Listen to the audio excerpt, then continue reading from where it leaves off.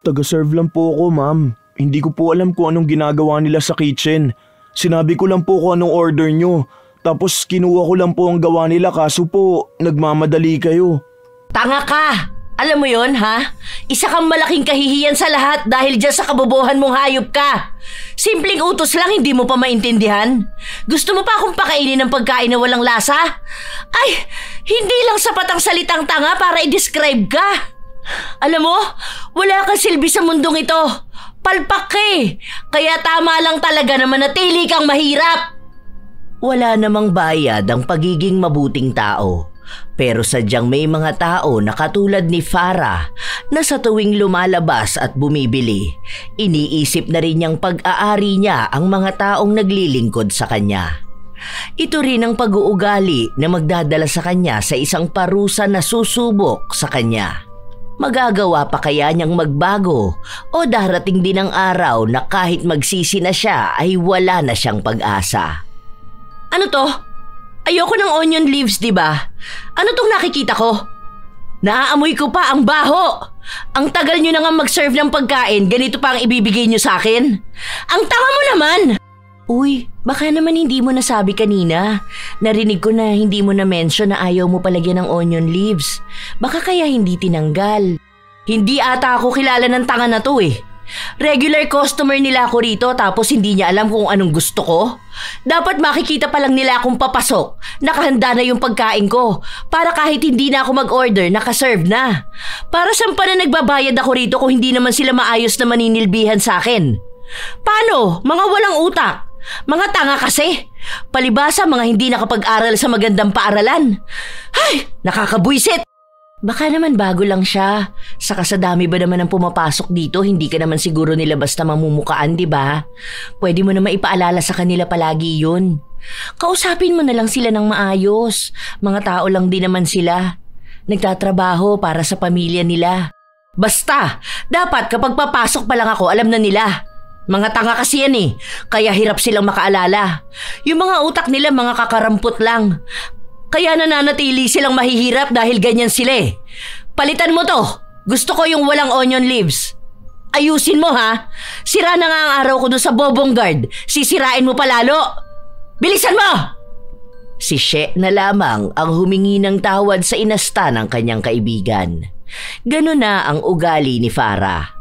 Sa kahit na saang lugar siya magpunta o sa kahit na sino pa ang nakakausap niya, wala siyang ibang ginawa kundi ang laitin ang mga taong mas mababa sa kanya. Siya ay nagtapos sa isang prestihiyosong universidad sa Maynila, kaya isa ito sa nagiging dahilan upang maging mayabang siya.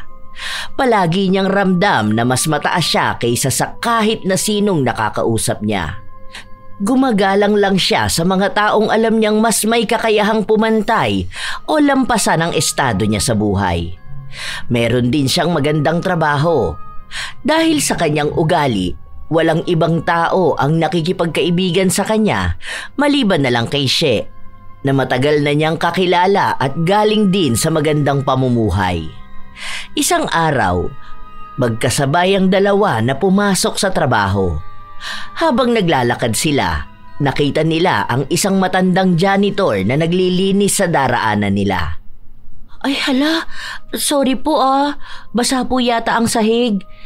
Hindi naman po marumi ang sandalyas ko. Tara, dito na lang tayo sa gilid dumaan, Farah. Bakit ako mag-a-adjust? Trabaho niyang lampasuhin ang sahig dahil yun ang nababagay sa kanya. Kaya huwag ka mag-sorry dyan. Kahit dumihan mo pa ang sahig, lilinisin niya pa rin yan. Alipin lang naman yan dito sa company. Kahit na, kawawa naman siya. Matanda na rin siya Kumbaga, paggalang na lang din sa tao. Hindi naman siya mukhang kagalang-galang. Ang ginagalang mga kalinya ng CEO. Yung malalaki ang pera, ang mga sahod.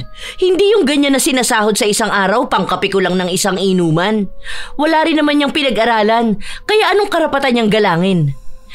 Oy, ikaw, She, tigilan mo yung pagiging ganyan mo ha. Baka isipin ng mga ganyang mahihirap na tao okay lang na yung mayayaman pa ang gagalang sa kanila. Simula pa lang, alam na nila ang lugar nila. Iba pa rin kasi, hindi naman sa estado ng buhay nakatingin kung gagalangin ng isang tao. Kahit naman sino pwede. Malamang kaya nga siya nagtatrabaho dahil may pamilyang naghihintay ng makakain galing sa pinaghirapan niya. At least sila lumalaban ng patas, di ba? Galing sa paghihirap nila ang sahod nila. Wala na akong pakialam doon. Kung hindi nila kayang pantayan ng sahod ko, mababang klase lang sila ng tao. Saka bakit kailangan panggalangin ng mga taong hindi naman matatalino, di ba? May batas ba na pinatupad? Makukulong ba pagka hindi ka gumalang ng mahihirap? Baka kapag ganun, iisipin ng mga mahihirap na yan na kailangan tayo ang yuyuko sa kanila.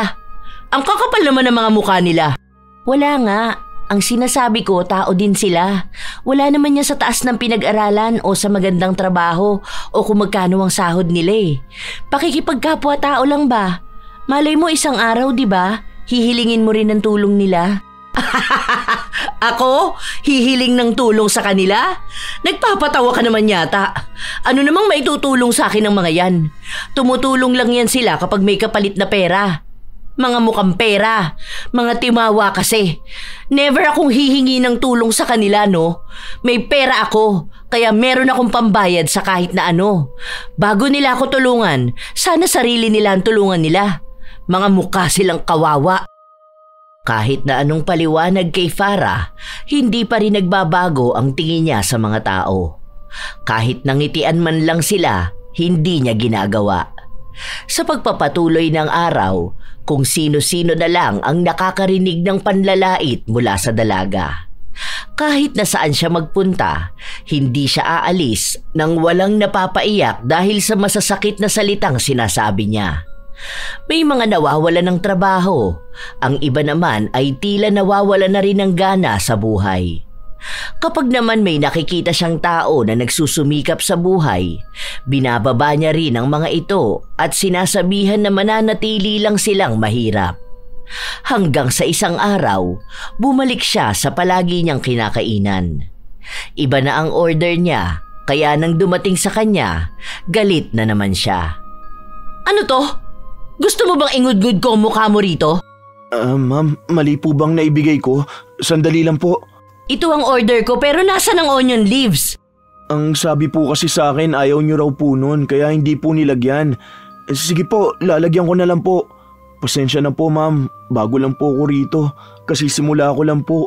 Bobo ka! Tanga! May sinabi ba ako na wag lagyan ng onion leaves ha? Iba tong order ko. Palibasa hindi ka pa nakakakain ng ganito dahil hindi mo afford. Paano to magkakaroon ng lasa kung walang onion leaves ha? Tanga ka! Gamitin mo yung kakarampot mong utak. Kung wala kang utak, lumayas ka na rito. Doon ka, bumalik ka sa pamilya mong katulad mong walang kwenta. Ma'am, sorry po talaga. Ayusin ko na lang po. Sandali lang po.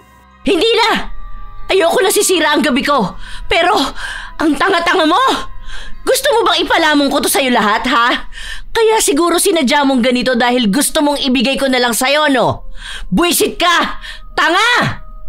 Nagpatuloy na gumawa ng eskandalo ang dalaga, kaya napilitan na lamang lumapit ang manager para pigilan siya. Inilipat siya ng lugar kung saan doon lang pumapasok ang mga taong mas mayaman pa kay Farah. Binigyan din siya ng pagkain bilang kapalit. Ayan, tama lang na ganyan kayo mag-serve sa akin. Dahil kung hindi nyo ako paglilingkuran, baka maging patay gutom lalo ang mga tao rito dahil wala kayong kikitain. Mga buwisit! Tanggalin mo sa trabaho ang buwisit na yon ha? Ayoko na siya makikita rito kapag bumalik ako. Muling humingi ng tawad ang manager bago siya umalis. Si Farah naman ay masaya sa kung ano ang nakikita niya. Pakiramdam niya ay mataas na siya sa lahat, lalo pat mas maganda ang serbisyo na nakuha niya. Kumuha siya ng litrato para ipakita sa lahat kung gaano na siya mas nakakaangat sa buhay. Hanggang sa kinabukasan, nang magkita sila ng kaibigan ay ipinagmalaki niya pa ang ginawa niya. Di ba tama naman talaga yun? Ewan ko ba sa bobo na yun? Kung hindi naman pala alam ang trabaho, sana hindi na lang siya pumasok doon. Doon siya mangalkal ng basura, mas bagay yun sa kanya. Buti na lang nakabawi sila sa akin. Kung hindi, nako, baka magsarado na sila dahil malulugi sila kapag hindi na ako kumain doon. Sinabi naman ng bata na working student siya, di ba? Tapos first day niya. Sana inisip mo na lang yun. Pwede mo naman sabihin na gusto mong palagyan ng kung ano-ano yung pagkain mo. Saka nung nakaraan, nilagyan nila tapos ayaw mo pala. Huwag siyang maging tanga para hindi ako magalit sa kanya. Alam mo naman na sa lahat, ayoko yung maliit ang utak. Bakit pa siya mag-aaral Wala naman pala siyang pantustos. Saka nag-aaral lang naman yan sa pipitsuging school. Ewan ko sa'yo. Alam mo, sa ginagawa mo parang ikaw naman ngayon ang hindi makaintindi. Kung titingnan mo ang kwento ng ibang tao, mas lalo mong maiintindihan ang mga nangyayari sa paligid mo. Yung inaaway mong nagwawali sa kalye, ano ba siya? Baka may sakit ang anak niya, kaya kailangan niyang gawin yun. Yung apo niya, baka kailangan ng bagong gamit. Pero ang ginagawa mo, lalo mong pinapahirapan. Naaawa ako doon sa matandang nagwawali sa kalsada. Binato mo sa kanya yung paper cup na galing sa pinag-inuman mo ng mamahaling kape. Aba tama lang yun no? Para alam nila kung saan sila lulugar. Mahirap lang sila, kaya dapat maramdaman nila lalo. Ramdam na nila yun. Alam na nilang mahirap lang sila. Kaya nga sila nagsusumikap sa buhay Tapos eto pa, naalala ko yung student na nakasalubong natin. Tapos hindi ka man lang humingi ng tawad nung natuluan mo yung uniform niya. Paano kung yun na lang ang meron siya tapos nagkaroon pa ng mantsa? Diba? Mga simpleng bagay lang. Sana hindi siya nagbenta ng prutas sa palengke, diba? Kung ganun lang din naman pala na ayaw niyang marumihan ang suot niya. Tapos nilait mo pa. Alam mo yung mga nilalait mong tao, may mga pangarap sila sa buhay. Malay mo isang araw, maging mas mataas sila sa'yo. Paano kung yung minamata mo noon magiging boss mo sa future? Kasi empleyado ka lang din naman, hindi ka anak ng may-ari ng kumpanya. Hindi ka anak ng politiko. Normal na tao ka lang din. Ang pinagkaiba mo lang, malaki ang sahod mo. Pero paano kung dumating ang araw na mawala yan sa'yo, ha? O maubos ang savings mo. Hindi natin alam kung anong mangyayari sa mga susunod. Kaya dapat maging mabuti kang tao. Bahala sila dyan. Basta wala akong pakialam sa kanila. Dahil kahit na kailan, hindi ako magkakaroon ng boss na katulad nila. Hindi naman ako aalis dito sa trabaho ko, no? At hindi rin naman ako matatanggal. Ang tagal ko na kaya rito. Favorite din ako ni boss. Hinayaan na lamang ni She ang kanyang kaibigan sa kung anuman ang pinaniniwalaan nito. Pero sa tuwing naririnig o nakikita niya si Farah na nanglalait ng mga mahihirap ay pinagsasabihan niya pa rin ito. Isang hapon, nang umuwi si Farah sa bahay, naabutan niyang katatapos lang maglinis ng kinuha niyang kasambahay. Bakit nandito ka pa? Di ba sabi ko sa'yo ayokong maaabutan ka kapag uuwi ako? Naaalibadbaran ako sa pagmumukha mo. At isa pa, sinabi ko sa'yo na huwag kang uupo sa sofa ko. Hindi yan pwedeng upuan ng mga mahihirap. Mamaya may virus ka, maiwan mo pa sa gamit ko. Ano, nakalimutan mo na ba? Alam mo na ayaw ko ng tanga, di ba? Humingi ng tawad ang babae dahil napagod lang daw siya. Paalis na rin naman siya at nagpapahinga lang. Hindi niya napansin ang oras kaya hindi niya agad nakita na uuwi na si Farah. Baka kasi bobo ka at hindi ka marunong tumingin ng oras. Simple na nga lang ang sinabi ko sa'yo, hindi mo pa rin gets? Alam mo, kulang sa sustansya yung utak mo. Paano? Ano ba naman kinakain ng mahihirap, ha? Puro mabahong daing, sardinas, itlog, o kung ano-ano pang pagkain lang dapat ng aso. Ay, nakakadiri. Kinikilabutan ako kapag naiisip ko. Lumayas ka na nga rito. Teka, hindi mo ginamit ang CR ko, ha? Naku, sinasabi ko sa'yo, ayoko may ibang umiihi doon. Nababalot ng kaartehan ng dalaga at ang malala pa ay winisikan niya ng alkohol ang tagalinis na para bang isa itong nakakadiring dumi na nasa kanyang harapan. Kinabukasan, wala silang pasok sa trabaho kaya nagpasama si Farah sa kaibigan na magpunta sa mall. May balak siyang bilhing bagong gamit. Sa mall na sila nagkita dahil may pinuntahan pang iba si She. Habang naglalakad ang dalaga, may napansin siyang magandang bag kaya pumasok siya sa loob para tingnan ito. Habang naglalakad siya sa loob, may isang babae na panayang sunod sa kanya. Ano ba? Bakit sunod ka na sunod sa akin? Hindi mo ba kayang mapirmi dun sa malayo? Ayoko sinusundan ako, ha? Hintayin mong tawagin ka bago ka lumapit sa akin. Nakakairita ka masyado Para kang aso. Humingi ng tawad ang babae. Tumayo na lang siya sa isang gilid. Ilang sandali pa ay may hinawakan na bag ang dalaga. Tiningnan niya ito at mukhang nagustuhan. Nasaan na yung staff? Ano? Nasaan ka na? Ngayong tinatawag kita, ang bagal mo namang kumilos. Gusto ko ng ibang kulay nito. Pinaliwanag sa kanya ng babae na yun lang ang kulay na meron sila dahil yung isang naiiwan ay may nakabili na. Hindi pwede. Gusto ko nga ng ibang kulay. Hindi mo ba maintindihan, ha? Baka naman tinatago mo dahil iniisip mo na hindi ko kayang bumili nito. Gusto mo pati ikaw biling ko. Ikaw lang ang hindi afford tong ganitong bag dahil 1 taon mo na tong sahod. Kung bibili ka ng ganito, baka magdildil kayo ng asin ng pamilya mo. Ibibigay mo sa akin ang gusto ko o hindi ako bibili para malugi kayo. Nagmatigas ang babae at sinabi na bayad na yon. Kahit nakausapin niya pa ang manager, hindi rin ibibigay sa kanya dahil VIP nila ang nakabili nun. Sa galit ng dalaga, pinagmumura na lang niya ang babae at sinabihan ito na kahit na kailan hindi siya bibili sa kanila para wala silang maging benta. At kapag nangyari yon ay magsasara ang kanilang negosyo. Naiinis na lumabas si Farah. Patuloy siyang nagsasalita at kahit na may mga nakakarinig sa kanya at inaakalang nababaliw na siya, wala siyang naging pakialam. Ilang sandali lang din ay dumating na ang kanyang kaibigan. Oh, akala ko nakakita ka na ng bibilihin mo. Sa 2nd floor yun eh. Umakyat ka na ba? Hindi pa. Nagtitingin ako ng bag. Naiinis nga ako doon sa isang babae eh. Mukha atang tingin niya sa akin eh, wala akong pera. Ang tanga niya sa part na yun. Paanong walang pera? Anong klase? Ayaw ba naman ibigay sa akin yung ibang kulay dahil nabayaran na ng VIP nila? Ang kapal ng mukha, di ba? Ayaw niya lang kamo kasi naiinggit siya sa akin na ako kaya kong bumili nun habang siya nananatiling mahirap. Baka naman kasi may mga may-ari na talaga. Yung VIP na tinutukoy nila, yun yung mga bumibili sa kanila ng halos milyon na ang inaabot. Sila talaga ang priority lalo na kapag may bagong design or limited edition. Oo, alam kong kaya mong bumili ng bag na yun, pero hindi doon sa level ng pang VIP. Sus! Kaya ko rin yun. Hindi ko lang ginawa dahil sila lang ang makikinabang. Tama na nga, bibili pa ako ng bagong washing. Habang pumipili ng bibilhin ang dalaga, patuloy din silang nag-uusap ng kanyang kaibigan. Kung saan-saan na rin napupunta at kung sino-sino na rin ang dinadamay ni Farah. Madalas niyang kwento ay ang tungkol sa isa nilang katrabaho na bagong pasok lang. Minamaliit niya ito dahil isa raw breadwinner ng pamilya. Palagi niyang inaasar kapag wala yung pambili ng mamahaling kape o hindi niya nakikitang bumibili ng pagkain sa labas.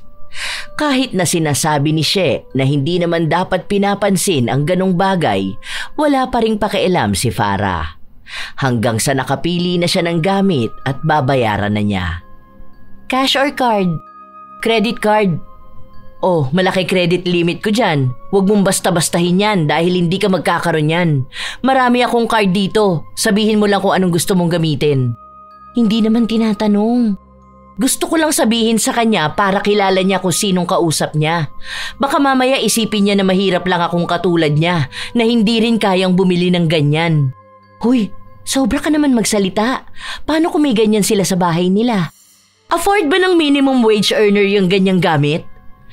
Pwede siguro sa home credit, no? Tapos mga pobre, hindi na nila huhulugan. Ang kakapal ng mga muka, kaya hindi sila umaasenso eh. Oh, ingatan mo yung bagong bili kong washing ha. Kapag nasira mo talaga yan, baka wala kang sahuri ng ilang buwan. Nako, sinasabi ko sa'yo, mamumuti talaga ang mga mata mo dahil kahit asin hindi ka makakabili. Napapailing na lamang si She at siya na lang ang humingi ng tawad sa babaeng nag-aasikaso sa kanila.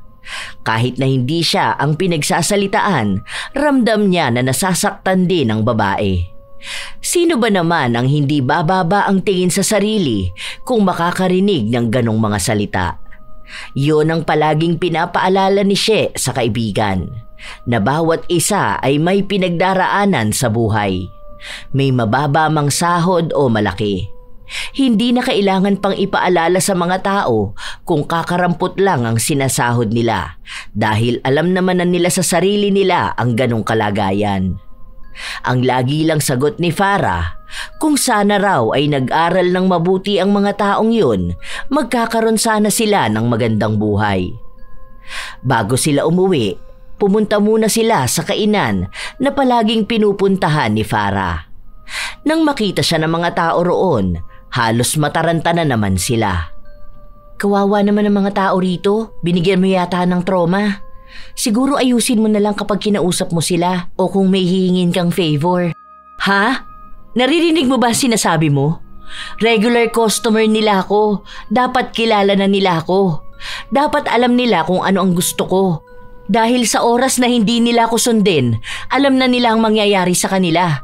Mawawalan sila ng trabaho at mapapahiya pa sila. Sakit mo sa ulo? Nang dumating na ang kanilang order, halos manginig pa ang kamay ng waiter. Andito ka pa rin palang bobo ka? Kailangan ko po kasi ng trabaho, ma'am. May sakit po ang nanay ko at ako na lang po ang tumutustos sa amin ng mga kapatid ko. Nag-aaral po kaming lahat. Mag-aaral ka tapos di ka pa rin naman naasenso sa buhay. Mananatili ka lang sa pagsisilbi sa aming mga mayayaman. Sige na kuya, okay na tong order namin. Salamat ha. Ngumiti lang ang binata bago siya umalis. Si She naman ay pinagsabihan ulit ang kaibigan na walang ibang pinapakinggan. Sa pagpapatuloy ng mga araw, walang nagbabago kay Farah. Palagi niyang minamata ang mga tao na mas mababa ang trabaho sa kanya. Minsan pang may nakasabay siya sa elevator ng mga manggagawa. Ano ba yan? Ang aasim niyo naman. Ang babaho niyo. Sa susunod huwag kayo makikisabay sa amin ha? Humingi ng dispensa ang isang lalaki at sinabing nagmamadali lang sila dahil kanina pa sila nagugutom. Alamin niyo ang lugar niyo. Kung sana nag-aral kayo ng mabuti, hindi kayo mangangamoy pawis. Ano ba naman kayo mga construction worker kayo? Ay, sana hindi dumikit sa akin ang mga amoy niyo. Nagpabango kaagad ang dalaga bago siya lumabas ng elevator. Magmamaneho pa uwi ang dalaga dahil wala na siyang ibang trabaho ng araw na yon. Habang nasa daan siya, napahinto siya saglit sa isang gilid para sagutin ang tawag sa kanya. Zoom meeting lang naman yun. Wala na kasi si boss, nasa Japan na. Next week pa yun babalik. Pero nagawa mo naman na ang presentation. Oo, okay naman na. O sige, send mo sa email ko. Pauwi pa lang ako eh. Sige na, magdadrive pa ako. Bago magsimulang magmaneho, may nakita sa labas si Farah. Pamilyar na mukha ng isang lalaki. Iniisip niya kung saan nga ba niya nakita ang lalaki na ito hanggang sa natandaan na niya. Huminto siya sa harapan nito. May kasama pang maliit na bata ang lalaki na sa tingin niya ay nasa edad 5 taon. Ano yung ginagawa mo? Naglilinis ka sa kalsada? Pinupulot ko lang yung mga kalat. Tapos diyan kayo kukuha ng pagkain nyo? Hindi ka ba nandidiri dyan? Kakain ka ng tira-tira? Ito po. Hindi po. Sa aso po namin to. Itong mga basura na nakikita ko sa daan, itatapon ko po sa basurahan para walang kalat sa kalsada. Okay. Meron din kasi akong basura dito eh. Ito oh. Ibinato ni Farah ang 2 bote ng tubig kay Joel. Tumama pa ito sa mukha ng lalaki bago siya tuluyang umalis. Bakit kaya ang sarap pagtripan ng mga mahihirap? Wala kasi sa kanila ang pumapalag eh. Kung papalag sila, wala rin naman silang laban. Ano ba naman kasing alam nila? Ang iniintindi lang ng mga yan kung anong kakainin nila. Ay naku, mga kawawang tao. Dapat sila yung nauubos na para naman umasenso na tong Pilipinas. Kaso yung mga tamad na yan ang binibigyan pa ng ayuda at tulong ng gobyerno. Sayang lang ang tax ko sa kanila. Kung hindi naman kasi boboy ang mga mahihirap na yan, hindi sana ganyan ang buhay nila. Nakangiti lang si Farah habang sinasabi niya ang mga salita na yon. Sa paglipas pa ulit ng mga linggo, nananatili pa rin ang kasamaan ng ugali ng dalaga. Kahit na walang ginagawa sa kanya ang isang tao, lalaitin niya ito o kaya ay pagsasalitaan ng hindi maganda. Isang hapon, bumalik siya sa paborito niyang kainan. Gusto ko ng burger pero no mayo, no onions, no pickles, extra lettuce, toasted bun at well done yung patty. At wag niyong haluan ng ketchup ha. Then isang seafood pasta pero alisin niyo yung hipon. Lagyan niyo ng extra cheese at wag olive oil. Butter na lang. May katagalan siyang naghihintay ng order. Ang ibang pumapasok agad, saglit lang ay naibibigay na ang order nila, habang sa kanya ay wala pa. Kaya tinawag niya ang isang waiter. Anong oras na oh? Ayaw niyo ba akong pakainin ha? Ganun ba katagal gawin ang order ko? Tingnan mo yung nasa kabilang table. Kapapasok lang ng mga yan pero kumakain na sila. Tinatarantado niyo ba ako? Inaasikaso pa po kasi yung sa pasta, ma'am. Pamadaliin mo! Ano gusto mo, magutom ako? Ha? Kanina pa ako nandito, pero yung order ko wala pa. Mga punyeta kayo! Bilisan mo! Nataranta si Joel at sinabi sa mga kasama niya na nagwawala na naman si Farah. Kaya kahit na hindi pa ganoon kaayos ang luto nila, ibinigay na nila ito sa dalaga. Nang tikman ni Farah, doon siya mas lalong nagalit.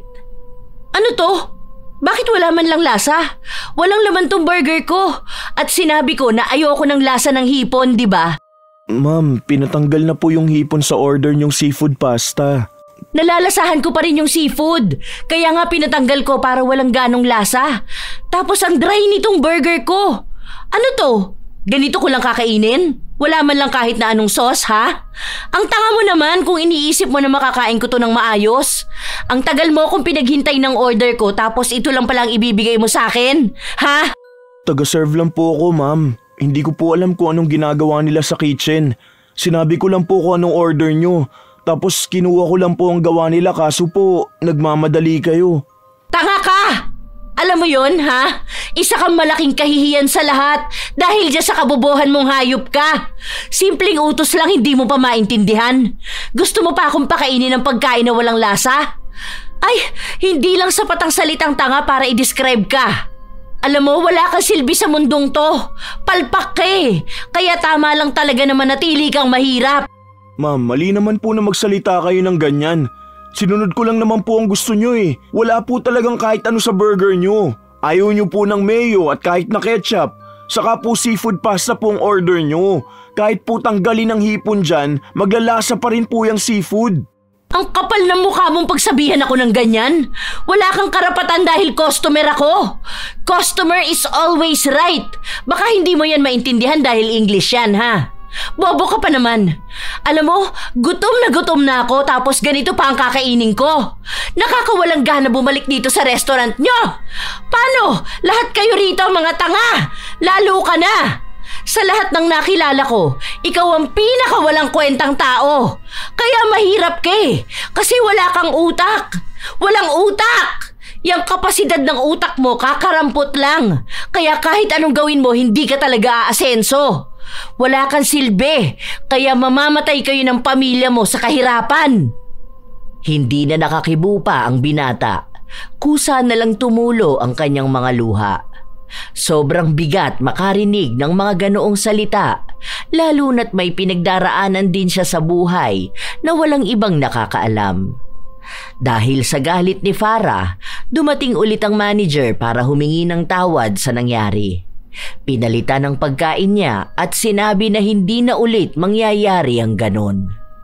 Huwag niyong paalisin sa harapan ko yan lalaki na yan. Gusto ko yumuko lang siya habang kumakain ako. Bastos yung hayop na yan eh. Sinasagot-sagot ba naman ang customer? Sana sa susunod yung kukunin yung tao marunong naman gumalang sa customer. Kung puro ganyan ang kukunin nyo, naku ewan ko na lang kung hindi kayo magsara ng tuluyan. Baka maubusan kayo ng tao. Diyan ka lang, yumuko ka para naman may silbi ka ring animal ka. Para matuto ka kung sinong kinakalaban mo. Wala nang iba pang nagawa ang binata. Dahil kung hindi siya susunod, maaari siyang matanggalan ng trabaho. Hindi yun pwede, lalo pat kailangan niya ng pera para may pampalibing siya sa ina na kamamatay lang. Umiiyak si Joel habang nakayuko siya ng halos 2 oras. Siguro naman magtatanda ka na niyan, ano? Hindi mo ako kaya. Dahil ang mga hampas lupang gaya mo, walang kakayahan na sumalungat sa gusto ko. Magpasalamat ka na lang sa akin, yan lang ang parusa mo. Hinayaan pa rin kitang magtrabaho. Kilalanin mo ako sa susunod, ha? Ayoko ng bobo. Ayoko ng tatanga-tanga. Matapos ang mga salita na yun ay umalis na si Farah. Masaya siya sa nangyari dahil pakiramdam niya ay may nabigyan na naman siya ng leksyon. At nakikita ng mga tao sa paligid niya, wala talaga silang kakayahan para kalabanin siya. Kung ano ang gusto niya, yun lang dapat ang masunod. Ilang araw pa ang nakalipas, kung sino-sinong tao na naman ang pinagsalitaan niya ng masama. Wala siyang pakialam kung ang mga salita na yon ay magdadala sa isang tao sa kadiliman ng buhay nila. Kung masasaktan ba sila o kung tuluyan silang mawawala ng pag-asa sa buhay. Ang mahalaga lang para kay Farah ay tumaas ang tingin ng iba sa kanya. Isang araw, habang abala sa trabaho si Farah, napansin niyang may laman pa ring basura ang kanyang basurahan, habang sa iba ay wala na. Kaya tinawag niya ang matanda na nangongolekta nito sa opisina. Hay, ano ba naman yan? Puro na lang rason. Walang ibang ginawa kundi gumawa ng rason na hindi nakita. Andyan lang yan sa ilalim ng mesa ko. Gamitin mo kasi ang mata mo at utak mo para hindi ka maging ganyang kabobo. Kaya taga-kolekta ka lang ng basura eh. Bilisan mo! Kamayin mo yan kung kinakailangan. Nakakainis to! Hindi niya talaga makikita yan. Nakasiksik ba naman yan sa ilalim? Saka hindi siya masyadong makakayuko. Matanda na yan oh. Yun na nga, matanda na siya, nagtatrabaho pa siya.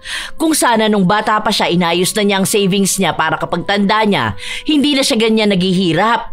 Yan ang isa sa problema ng mga mahihirap eh. Walang mga plano sa buhay. Hindi naman siguro sa walang plano. Alam mo naman kung gaano kahirap ang buhay tapos maliit lang ang sahod ng mga normal na manggagawa, di ba? Kung malaki ang pamilya nila, baka dun lang din napupunta. Hindi mo naman sila masisisi. Buti nga hindi sila nagnanakaw. May maayos at marangal silang trabaho. Alam mo, kung wala yung maliliit na trabahador, baka tayo ang mahirapan. Kung walang magbabasura, baka nagkalat dyan sa tabi ang mga basura natin. Kung walang kasambahay, baka hindi natin maasikaso ang mga bahay natin. Kung walang waiter, sinong magsiserve ng pagkain natin? Hindi naman dapat pinupuri ang mga ganyang trabaho, no? Binabayaran naman sila para gawin yun. Kung nag-aral sana sila, hindi sila ganyan. Aba, natural maging tagawali sila kung yun lang naman ang kaya nila. Anong gusto nila, papantay sila sa atin? Alam mo, She, sa mundong to, hindi mo kailangan maging mabuti sa mga taong mas mababa sa'yo. Dahil deserve naman nilang maliitin dahil maliit naman talaga ang pamumuhay nila, di ba? Hindi sila gumagawa ng paraan para makaangat sila. Sila lang talaga ang may kasalanan nun. Hindi mo pwedeng sisihin ng mga tao dahil iba-iba naman tayo eh. Ikaw kaya marangya ang buhay mo dahil wala ka namang pamilya. Wala kang asawa kahit anak. Yung mga magulang mo hindi ka pinipilit na tulungan ng mga kapatid mo. Hindi rin sila nanghihingi ng pera sa'yo. Oh, kasalanan ko pa? Sinabi ko bang kasalanan mo? Kasi yung mga magulang ko nagsumikap talaga sila para hindi namin maranasan ang maging mahirap, no? Yun naman ang ginagawa ng iba. Yan si ate, tagakuha ng basura. May anak yan na malapit na makagraduate.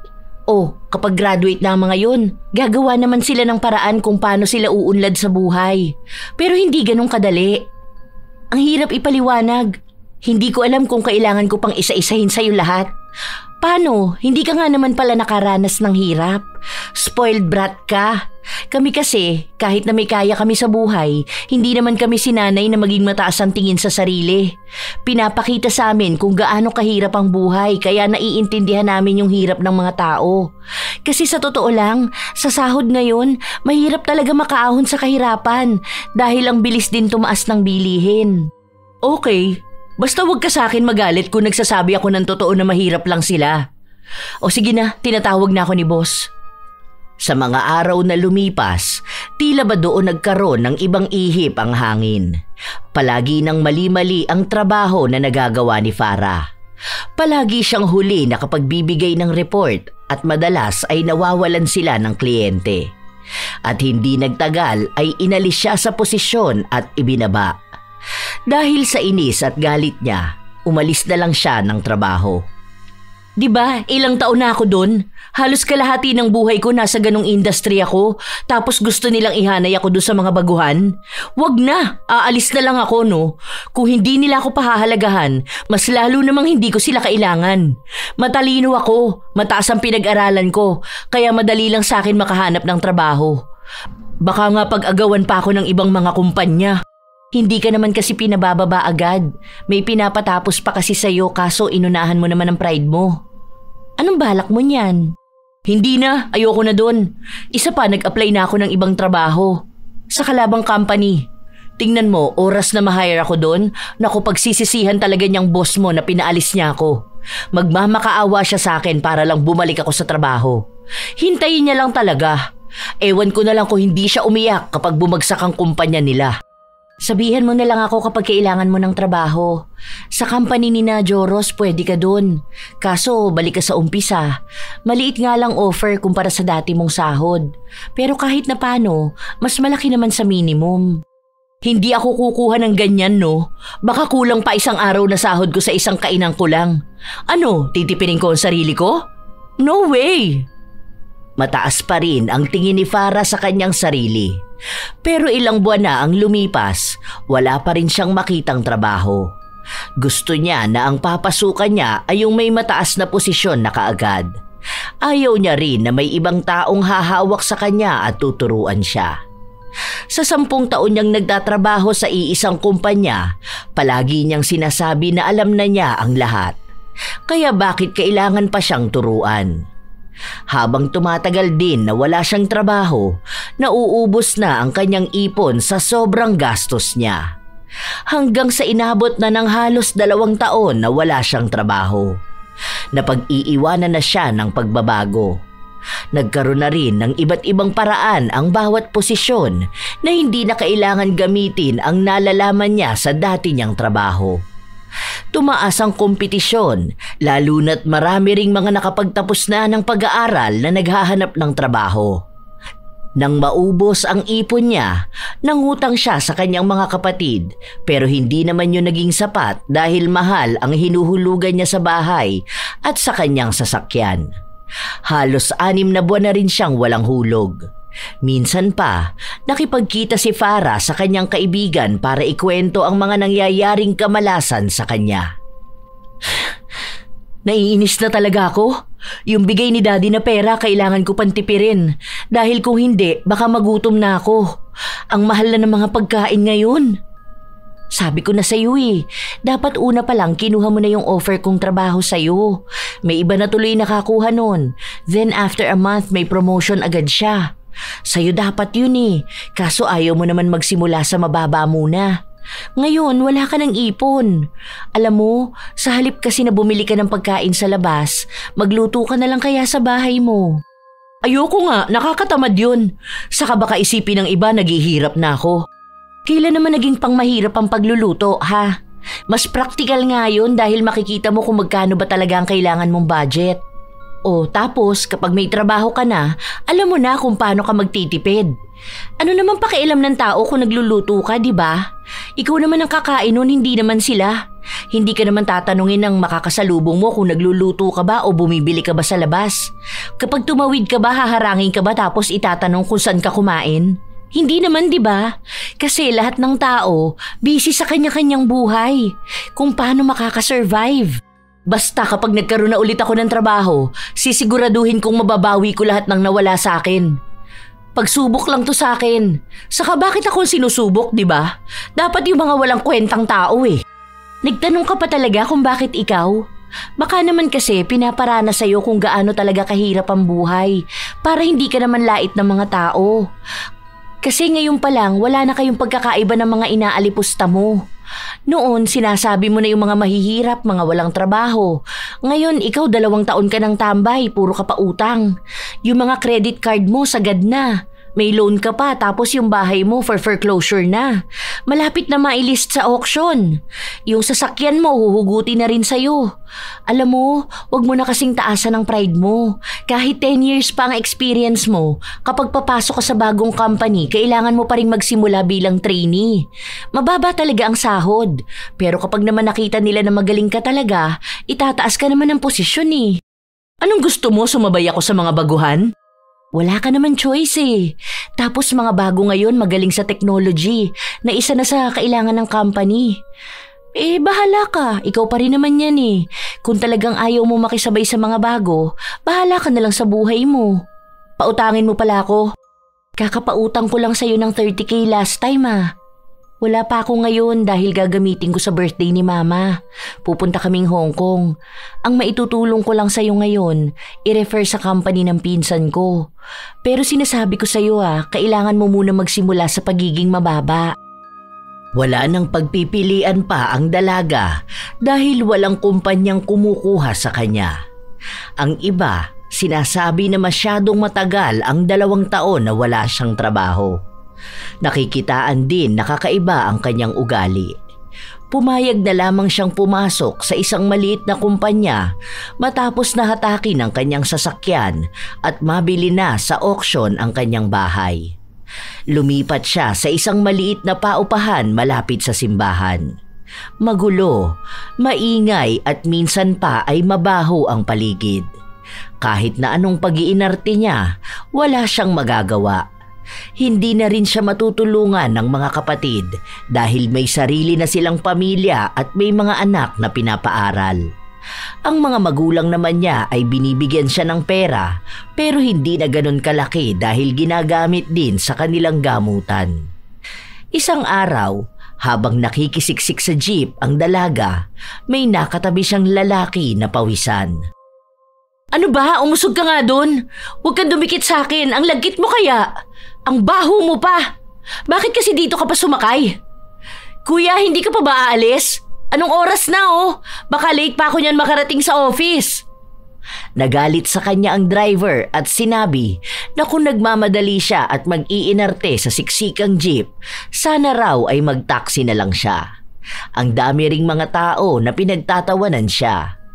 Kahit na kailan, hindi pa napahiya ng ganon ang dalaga. Anong tinatawa-tawa niyo dyan, ha? Mga wala ba kayong mga utak? Kayong mga mahihirap kayo, ha? Sus, palibasa hindi nyo kayang sumakay sa taxi. Paano, wala naman kayong mga pera, di ba? Kaysa ibayad nyo ng taxi, ibibili nyo na lang ng makakain nyo dahil mga timawa kayo. Kaya bagay na hanggang sa jeep lang kayo kasi hindi naman aasenso ang mga buhay nyo. Mga leche!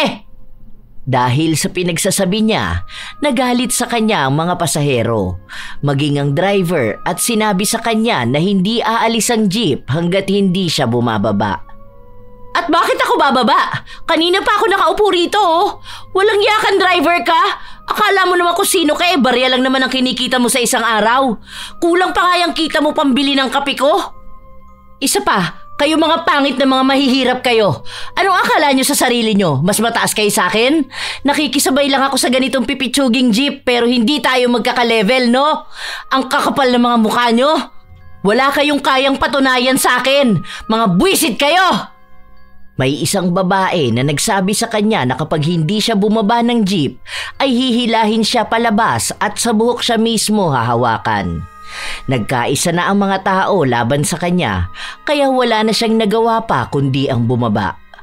Kasunod naman nun ay umandar na rin ang jeep. Mga bobo! Wala kayong mararating sa buhay, mga mahihirap! Punyeta kayong lahat! Late na ako dahil sa inyo! Buwisit! Buwisit! Buwisit! Kahit na kailan talaga, mga perwisyo kayong mga mahihirap! Kung hihintayin pa ng dalaga na mapuno ang susunod na jeep, anong oras na siya makakarating sa trabaho? Kaya nag-book na lang siya ng motor kahit na magkano na lang ang natitira niyang pera. Alam niyang wala na siyang ipambibili ng pagkain o masama pa ay wala na siyang magagamit pamasahe pa uwi. Dahil may natitira pang oras, nagmadali siyang magpunta sa opisina. Pero pansin niyang maraming nakaabang sa elevator, kaya umakyat na lang siya ng hagdan. Pawis na pawis siya. Nakakaramdam ng panlalagkit sa katawan. Umaga pa lang ay sira na ang kanyang araw. Pagkaupo niya, ang dami na kaagad utos sa kanya. May isa pang pinabababa siya para kunin ang isang dokumento. Bakit ako? Hindi mo ba nakita na kararating ko lang, ha? Bulag ka ba? O sadyang nagtatanga-tangahan ka lang? Sa galit ng katrabaho niya ay isinumbong siya sa HR kaya agad naman din siyang pinatawag. Ang dami na palang reklamo sa kanya. Dahil kahit ang mga gwardya o naglilinis sa opisina ay nirereklamo ang kagaspangan ng kanyang ugali. Sinabi na kung hindi siya magbabago, baka hindi na siya abutin sa susunod na buwan dahil patatalsikin siya sa kumpanya. Nais na umapilan ng dalaga pero wala naman siyang laban. Wala siyang kapangyarihan dahil mas mataas na ang kumausap sa kanya. Habang pinapagalitan siya, may pumasok na isang lalaki. Pamilyar ang mukha nito. Kung tama ang kanyang pagkakaalala, ito ang dating waiter sa pinagkakainan niya.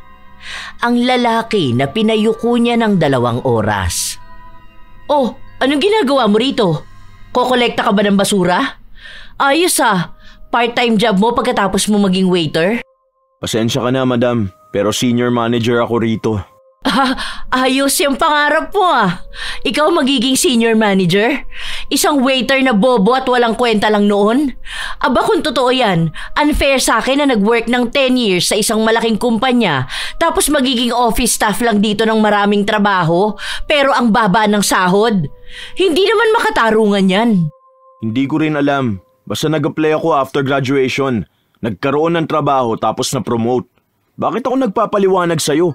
Isa ka lang namang office staff. Wow! Ang tapang mo naman pala. Akala mo naman permanente na sa'yo yung trabaho mo. Ma'am, ganito pala ang mga staff dito. Mukhang kailangan natin magpatupad ng fine para sa mga empleyadong pangit ang pag-uugali, no? Or warning letter para sa termination. Subukan mo! Magrereklamo ko. Ewan ko kung hindi mapasara tong kumpanya. Nakakainsulto ang pagtawa ni Joel, lalo na't hindi makaganti si Farah. Sa araw-araw na palagi silang nagkakasalubong, galit na galit ang dalaga. Palagi siyang nagrereklamo kung kailan tataas ang kanyang posisyon. Pati ang kakilala ng kanyang kaibigan sa kumpanya na siyang nagpasok sa kanya ay nakukulitan na rin. Si She na lang ang kinausap nito para pagsabihan ng kaibigan. Isang araw, walang pasok ang dalaga, kaya pinuntahan siya ni She sa bahay nito. Wala kang ref? Binenta ko nung nakaraan, wala akong pera Pero sabi naman ni kuya kapag may pera na ulit siya, pahihiramin niya ako. Kapapanganak lang kasi ng asawa niya. Ang kalat naman ng bahay mo. Naluloka ako sa'yo, te. Ang ingay pa. Dinig na dinig yung ingay sa labas. Oo, mga squammy attitude. Naiirita nga ako sa mga mahihirap na yan Walang ibang ginawa kundi ang magsigawan. Minsan ang baho pa. Ang panghe. Hindi ko alam kung may umiihi ba sa tapat ng pinto ko. Nai-stress na ako rito, grabe. Gusto ko na ulit mag-loan ng bahay. O kaya hahanap ako ng kondo yung malapit lang sa work ko. Kaya mo na ba yun? Ang mahal ng kondo sa Pasay Ewan ko ba, kapag na-promote na ako. Ano bang sabi ng friend mo? Pumayag na ba siya na i-endorse ako sa boss? Kasi unfair talaga kung yung kinuha ng boss maging senior manager dating waiter. Mahirap lang yun Mukhang sa mababang university lang din yun nakapagtapos. Kumpara naman sa akin. Ako, marami na ako napatunayan sa buhay Yun na nga ang dahilan kaya nagpunta ako rito. Good news? Hindi. Nagpunta ako rito para sabihin sa yung utang na loob naman. Huwag mo namang guluhin at kulitin si Kuya Mike. Naiinis na siya sa akin Kung makikita naman daw ng boss ang kaya mong gawin, siya mismo ang magdadala sa'yo sa mas magandang posisyon. Pero 3 months ka pa lang daw sa company, tapos halos lahat ng tao doon nakaaway mo na. Baka sa ginagawa mo, bigla ka nalang mawalan ng trabaho. Ewan ko na lang talaga kung saan kita ipapasok na trabaho. Papangit talaga record mo kapag natanggal ka dahil sa attitude mo. Ako pa ngayon ang may kasalanan na tanga sila kaya napagsasabihan ko? Te, Hindi ka senior manager, hindi ka CEO para mag-attitude sa mga tao doon ha. Bit-bit mo pa rin yung ganyang ugali mo. Please naman, magbago ka na. Para din naman sa'yo eh. Tingnan mo nga nung nakaraan, yung nagtitinda ng pagkain sa labas ng company nyo, inaway at nilait mo pa. Wala na kayong pagkakaiba ng mga taong nasa paligid mo. Kaya ang lakas ng bagsak mo eh. Ang taas naman kasi ng tingin mo sa sarili mo. Bakit? Kasalanan ko ba na totoo namang mataas akong tao? Hindi ako papantay sa kanila, no? Ako, nakapagtapos ako ng pag-aaral. May maayos na trabaho. Hindi ko alam bakit ako nakikisiksik sa pangit na bahay. Kung bakit nakikisabay ako sa mga tanga na mahihirap na nasa jeep. Hindi dapat ganito ang buhay ko. Dapat mas maganda. Hindi mo pa rin ba talaga gets? Akala ko ba matalino ka? Malay mo nangyayari ang ganyan sa'yo dahil akala mo hindi na mawawala sa'yo ang magandang buhay para laitin ang mga taong nakatira sa maliit na bahay.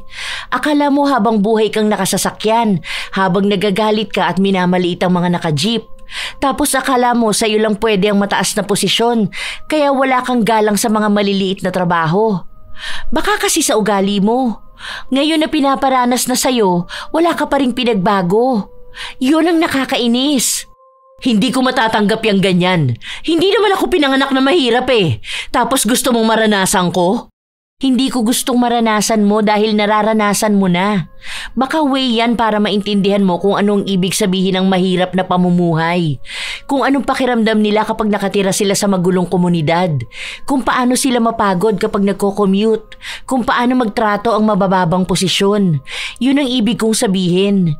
Kung totoong matalino ka dahil galing ka sa mamahalin at magandang universidad, kaya mo yang intindihin. Hindi lang utak ang panlaban dyan, pati ang puso. Malalim na ang sinabi ni She, pero tila ayaw pa ring intindihin ni Farah ang nangyayari. Iniisip niya pa rin na mas mataas siya sa kahit na sino. Dumating pa ang araw na may isa siyang kapitbahay na nagbabasura ang minura at nilait niya. Kinabukasan, nagising na lang siya na ang daming basura sa tapat ng pinto. Mabaho, may mga patay na daga at mga nakakadiring basura. Nakaapak pa siya ng dumi ng aso.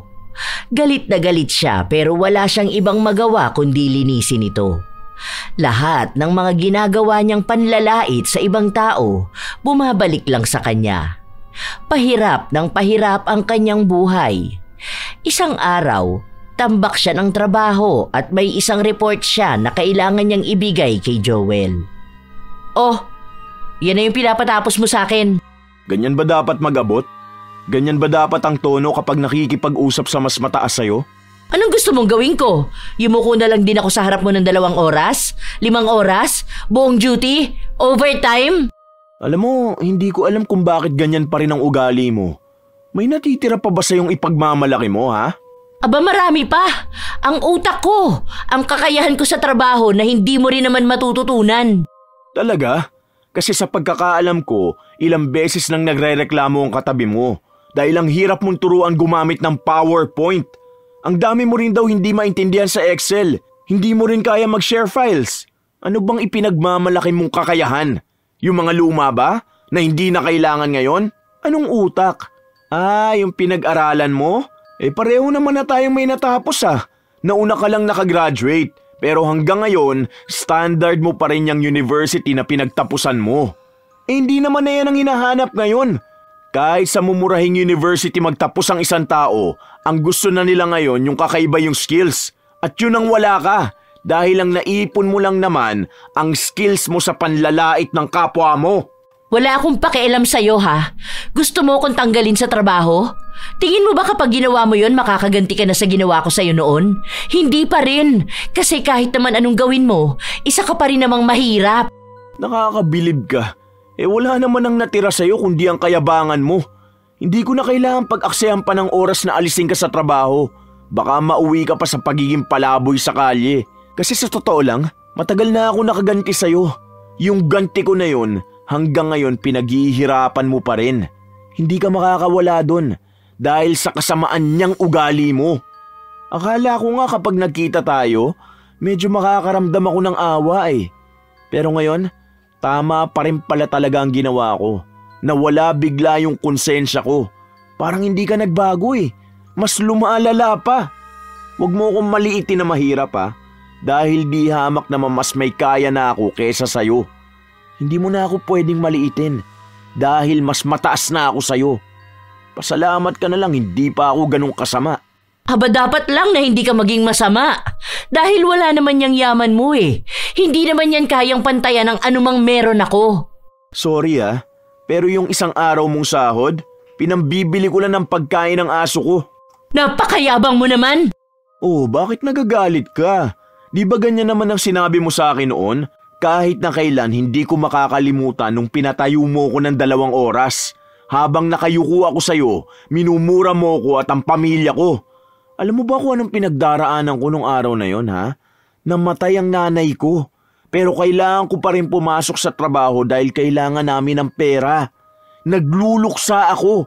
Pero mas lalo mo kung pinatay sa mga salitang binitawan mo. Alam kong hindi lang ako nakaranas ng ganun sa'yo. Dahil may iba pa siguro na mas malala ang dinanas sa'yo. Napakasama mong tao.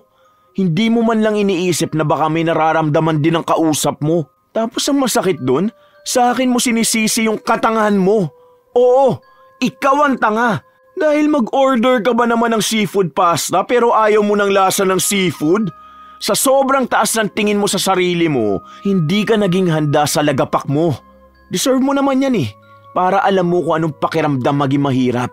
Para naman maipamukha sa'yo na sa mundong to, wala kang kayang ipagmalaki. Dahil kahit anong bagay, pwedeng mawala sa'yo. Pansamantala lang naman to dahil alam ko naman na makakaahon din ako. Eh ikaw, nagkapera ka lang naman ng konti, akala mo kung sino ka na, di ba? Sa paningin ko, isa ka pa ring mababang tao. Isa ka pa ring mahirap na alipin lang dapat. Halatang walang direksyon ang buhay mo. Naliligaw ka na talaga ng tuluyan. Okay, kung yan ang paniniwala mo, wala akong magagawa. Alam mo kung sinong totoong mahirap ha? Hindi ang mga taong may trabaho na basurero o waiter o janitor. Ang mahirap na tao ay ang matalinong walang alam sa buhay. At ikaw yon. Ang refleksyon mo ang nakikita mo sa paligid mo. Kaya ikaw ang nakakaawa. Hindi ang mga taong mababa ang trabaho. Kung ipagpapatuloy mo yung ganyang pag-uugali, ewan ko na lang, baka hindi ka na talaga makaahon. Baka sa susunod makikita na lang kita, ikaw naman ang naglilinis ng kalat sa kalsada.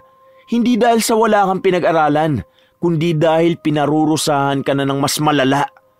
Tandaan mo itong mga salita ko ha, dahil darating din ang isang araw na ang mga minamaliit mong tao ang hihingan mo ng tulong. Sana mag-ingat ka sa minamaliit mo, dahil may mga determinadong tao na gustong umangat sa buhay. Walang pakialam ang dalaga sa sinasabi ni Joel. Basta ang alam niya, siya lang ang tama. Ang hindi alam ni Farah, ang dahilan ng mga kamalasan niya ay dahil sa kagagawa ni Joel.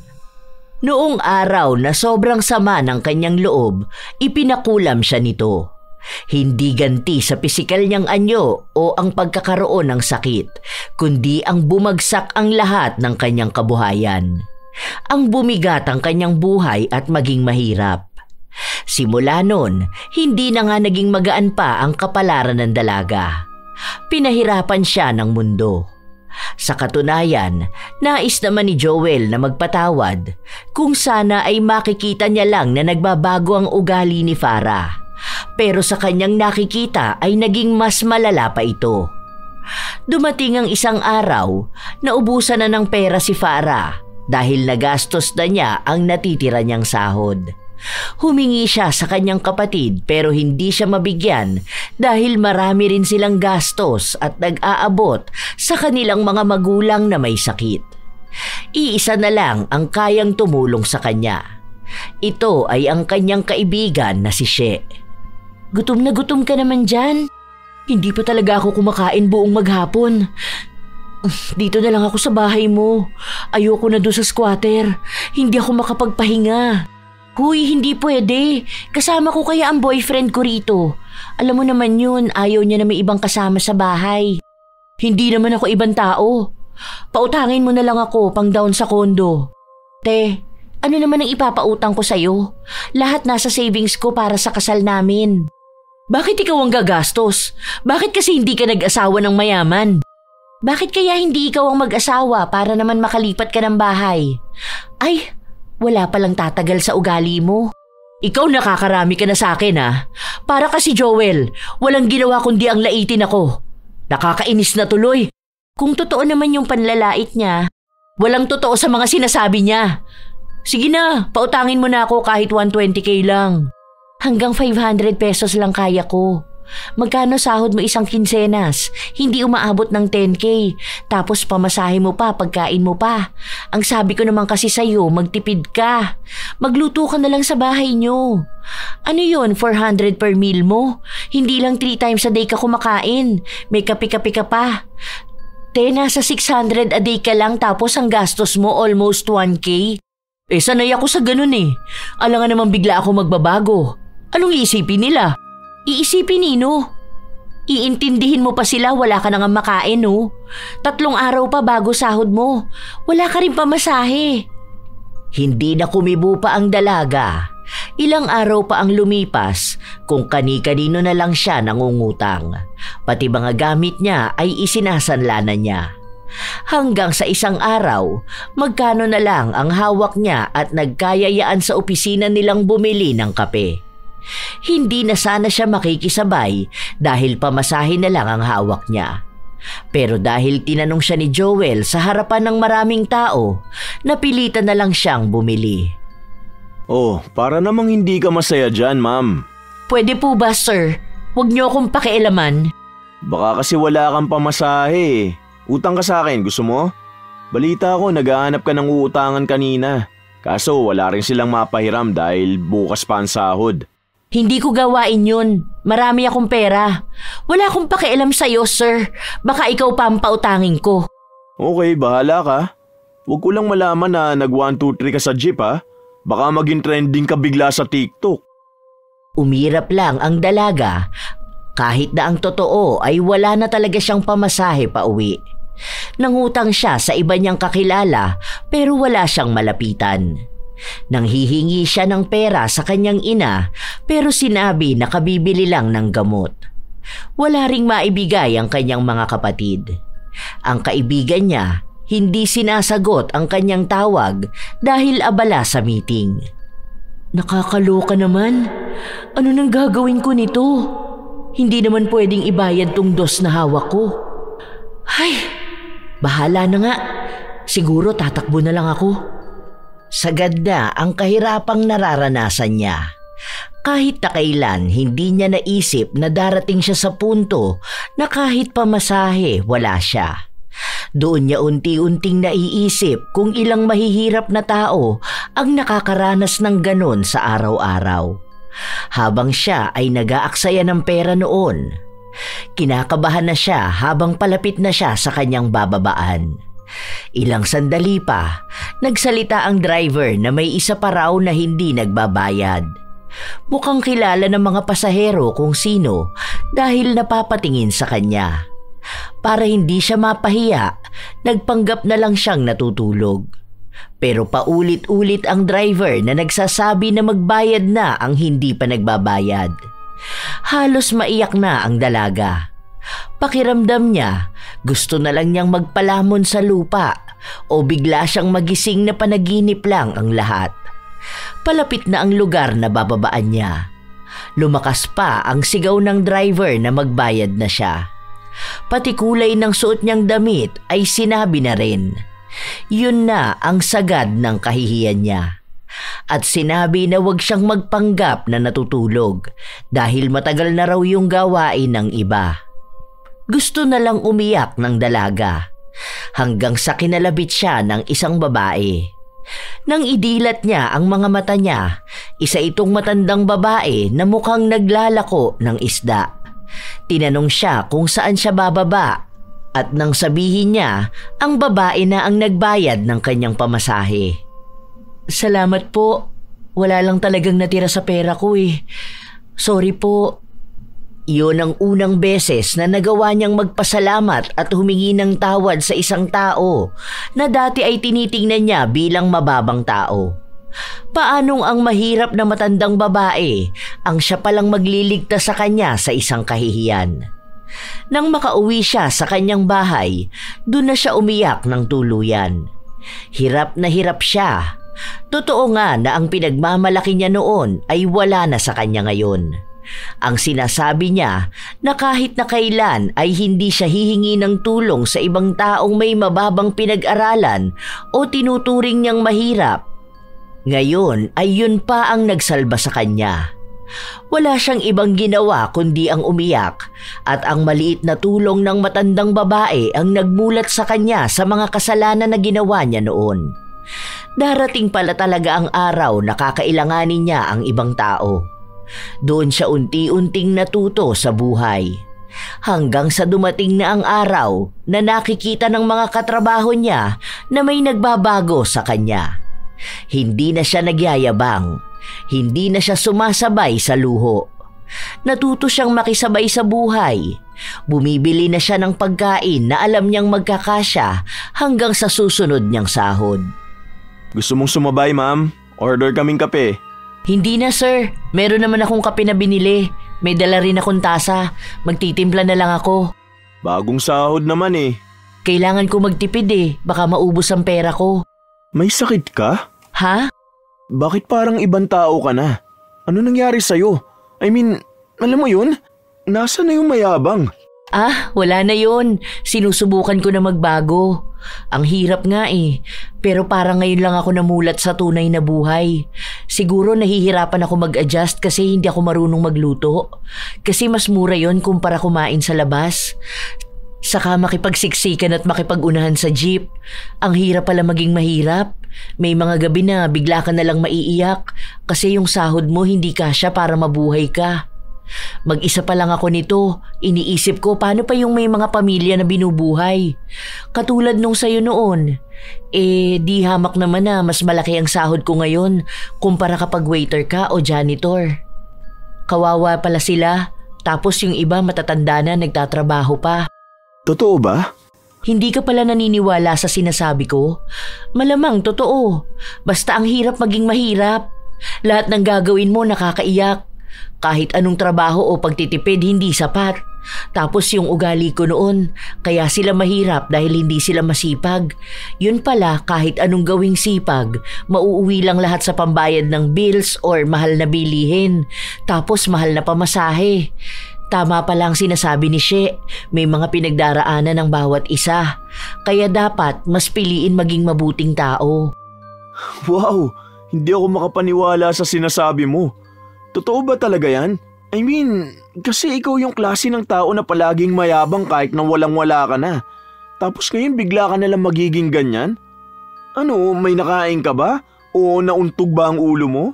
Hindi, naalala ko lang kasi yung manang na nanlibre sa akin ng pamasahe sa jeep. Mukhang kinita niya pa yung barya na yun tapos tinulungan pa ako, di ba? Natouch lang ako. Tapos inisip ko yung barya na yun eh. Wala lang sa akin noon. Tapos ngayon parang kahit piso sobrang halaga sa akin. Ang dami ko lang realizations, ganun ba? Oo nga pala. Sorry dun sa nangyari 2 years ago ha. Hindi ko talaga alam anong ugali yun. Kasi ngayon kapag naaalala ko yung ginawa ko, naiinis ako sa sarili ko. Kasi kung ako yung nasa kalagayan na ganun, baka talagang maiiyak at magtatanim ako ng galit. Ang dami ko nang sinabi sa'yo. Feeling close naman ako, sir. Wala yun, ano ka ba? Ang mahalaga nakikita kong nagbabago ka na. Ibang maging teacher ang kahirapan. Magiging humble ka talaga. Salamat ah. Yaan mo, kapag nakuha ko ang bonus ko, lilibre na lang kita ng burger at pasta. Pero gusto ko yung burger na may mayo at ketchup ha. Saka yung seafood na may hipon. Asahan ko yan, ma'am ha. Nagtawanan silang dalawa na para bang naging malalim na ang kanilang pagkakaibigan. Sa paglipas ng mga araw, naging kapansin-pansin ang pagbabago sa ugali ni Farah. Ang dating mayabang na dalaga, nagkaroon na ng mga kaibigan.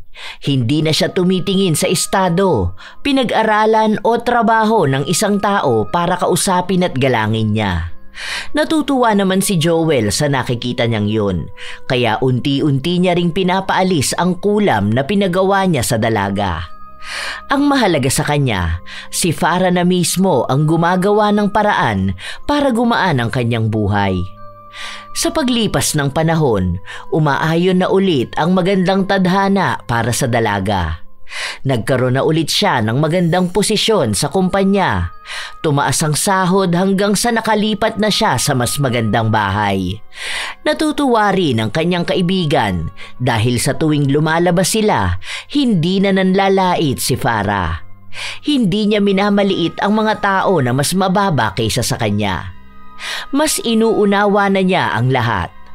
Sinasabi niya rin na mas maganda palang makita ang mundo kung mas lalawakan lang ang pangunawa sa sitwasyon ng bawat isa.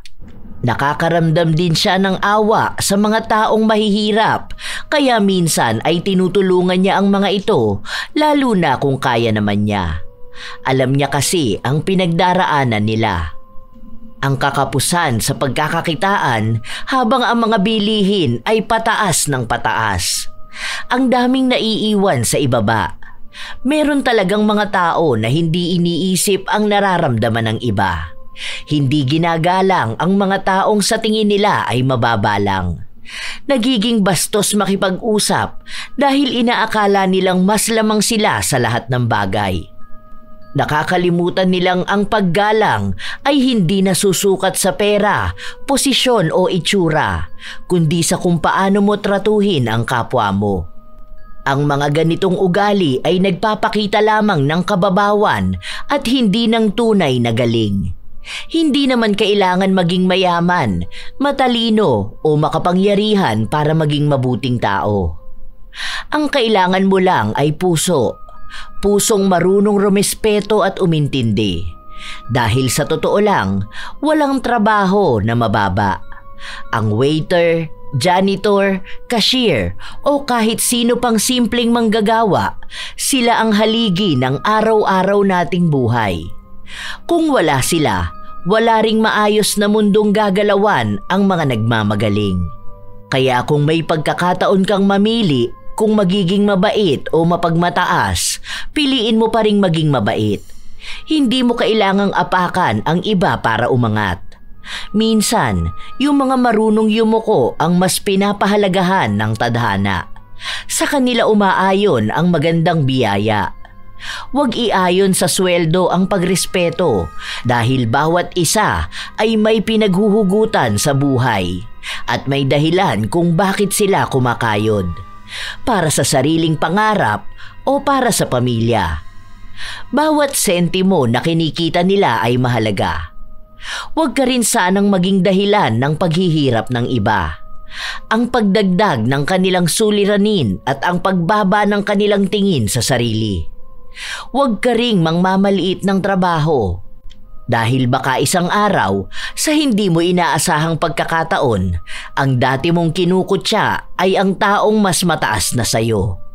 Baka sa sobrang taas ng tingin mo sa iyong sarili, magugulat ka na lang na ikaw na ang titingala sa kanila. Kaya laging tatandaan na mas mataas pa rin ang taong marunong rumespeto kaysa sa taong puro kayabangan lang ang alam. Minsan talaga ay mapaglaro ang tadhana, mga apo. Kaya bilin ko sa inyo na galangin nyo ang anumang trabaho. Kung marangal naman itong ginagawa ng isang tao para sa kanyang pamilya.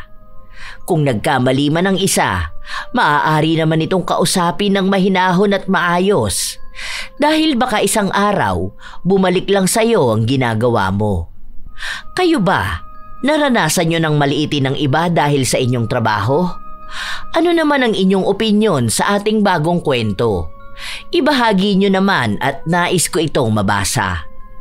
Shout out sa ilan sa mga masusugid na tagapakinig ng mga istorya ni Lola Telang. Dennis Diga, Mergy Jade Aroza, Jappy Portes, Christian Totica, Maria Benitez, Nick Nieva, Celestine Lu Palarisan, Mary Jane Rico, Margarita Galang, Ana Orada, Malia Torres, Lot Antonio, Alexa Ann Pasyon, Hayashi J. Megan, Julie. Shout out din sa inyo. Joe Nanaman, Emma Dumato, Rizalyn Comprasyon, Monet Taningco, Jen Alikaykay, Milrose Demate, Josephine Okoli ng Nigeria, Nilda Dultra, Mind Rants, Tim Ong It, Wilson Ares at kay Lolo Carlos Ereno na lagi raw nakaabang sa bagong episode. Lynn Pedro, Cristina Adolfo, Miss Zeng 90, Almira Olarte.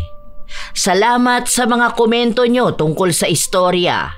Corazon Dumaulaw, Ma'am Shilin Lin, Ella May, Evan Irevere, Elez Zel, Ros V. Ferrer, Enriquita Alsola, Rizen Rael, Jackie Lou Palma, Raymart Guzman, Jessica Styliano, Roda Bieri, Yolanda Ausa, Donna Riparip, Irisabela Tuazon, Cassandra Cory, Cola Lona, It's Me Neri Domingo, Virgil Torre, Sheila Awais Muhammad, Dulce Imai, Vistal Aubrey, Eva Marie Fidelin, Ruth Ann Migano, Lynn Tuban, Richard Rivera, Ken Megan Migumi, Mirna Alfaro, Lalaine Fabroa Tejada, Willaine Elicano,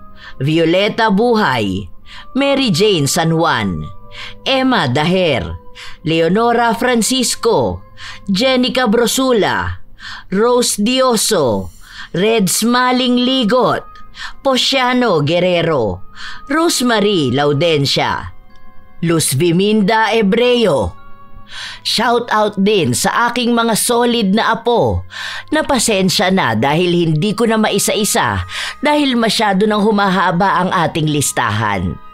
Ito ang inyong Lola Telang at maraming salamat sa lagi niyong pagsubaybay mga apo.